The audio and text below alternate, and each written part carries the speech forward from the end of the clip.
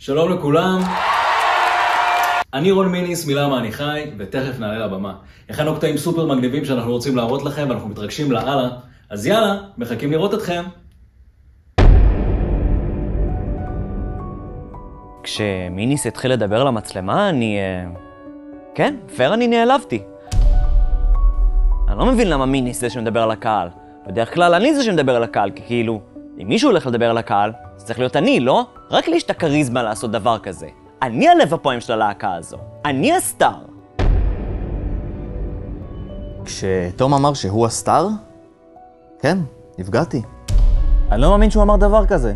אני כתבתי את כל המוזיקה של הלהקה הזאת. אני הסיבה היחידה שאנשים יבואו להופעה הזאת. למה שהוא יגיד את זה?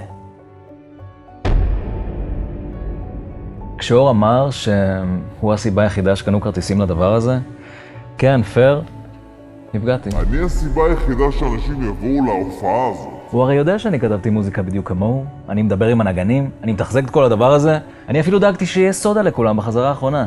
ולא נעים לי להגיד, אבל תום הכי מיותר. כשמיניס אמר שהוא הביא את הסודה לחזרה האחרונה, כן, נפגעתי. גם לא הבנתי למה שהוא יביא דווקא סודה. הוא יודע שהבועות מכאיבות לי בפה ושאני לא נוגע בסודה לעולם. כי אמא שלי ואמא של אמא שלי אסרו עליי סודה כשהייתי קטן, ומאז זה טראומה. אז למה דווקא סודה? מה זאת אומרת לא נוגע בסודה? הוא זה שסיים את כל הסודה בחזרה הקודמת. ואז כשאלתי אותו, תגיד, נשאר קצת סודה? אני צמא. הוא אמר, אוי לא! נגמר כל הסודה כי הגיע גנב הסודה ושתה את הכל? מה זה גנב הסודה? תתאמץ עוד טיפה, תמצא שקר טיפה יותר טוב. כשאור קרא לי גנב הסודה, פייר, נעלבתי. אני לא גנבתי שם סודה. אז כן, גנבתי את הגיטרה של אור ומיניס. ואת המגבר של החדר חזרות. ואת הפדל דיסטורשן, אבל סודה! מה יש לי לגנוב להם את הסודה? אמא שלי ואמא של אמא שלי אסרו עליי לשתות סודה. וזה גם מכאיב לי בפה. אני בחיים לא אגנוב סודה.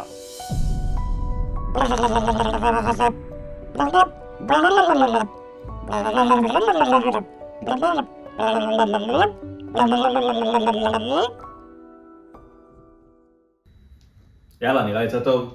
תודה. כן, וואי, מיניס, דיברת ממש יפה לקהל. תודה, זה הקטע שלך בדרך כלל. לא, שטויות, היית מעולה, היית אותנטי, ממש היה מצוין, היה מצוין. תגיד, אתה יודע אם נשאר סודה? מה? לא, נראה לי נגמר, אין נגמר, אין סודה.